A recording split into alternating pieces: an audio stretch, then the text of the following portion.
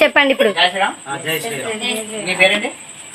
మీ చెప్పండి. మీ పేరు? మీ ఇంటి పేరు? వెంకటలక్ష్మి. మీ ఊరు? ఓకే అండి. సన్యాసరావు గారు, అచ్చినాయుడు, వెంకటలక్ష్మి గారు ఇంతకుముందు మన హిందూ ధర్మంలో ఉండి ఒక ఎన్ని సంవత్సరాలు చర్చికి వెళ్ళిపోయి 4 సంవత్సరాలు చర్చికి వెళ్తూ తిరిగి మన ధర్మంలోకి వచ్చారు. ఎందుకు వచ్చారు అయితే కనుక్కుందాం. జై శ్రీరామ్. చెప్పండి అచ్చినాయుడు గారు. ఏముందండి, మామూలుగా మన మతాన్ని మనం గౌరవించుకోవాలి, హిందూ మతాన్ని. అటువంటి మా మేనాలు చర్చి కట్టి మమ్మల్ని అందులో బాగుంటుందని మార్చాడు. మార్చిన తర్వాత నేను చూశాను, మన మతానికి ఆ మతానికి సంబంధం లేదు. వాళ్ళు చెప్పేది వేరు, వాళ్ళు చేసేది వేరు.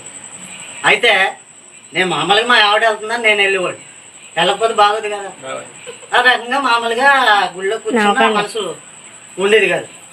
అయితే వాళ్ళకి మాకు గొడవలు వచ్చాయి, మానేసం. నేను తిరుపతి వెళ్ళాను సింగిల్గా. తిరుపతి వెళ్ళి నా మొక్కు తీర్చుకొని వచ్చాను.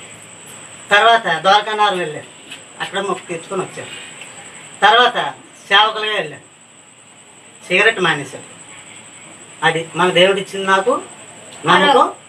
సిగరెట్ మానేశాను. అదొక బ్యాడ్ హ్యాబిట్, మానడం చాలా కష్టం. మరి క్రైస్తవ మతంలో ఉన్నప్పుడు ఎంతో ట్రై చేశాను, మానలేకపోయాను. అది పాస్టర్ గారిని కూడా అడిగారు. బాబుని తీసుకున్నారా? అందుకెళ్ళి బాబుని తీసుకుని మా దగ్గరికి వచ్చారు. అది జై శ్రీరామ్. చాలా సంతోషంగా ఫీల్ అవుతున్నాం.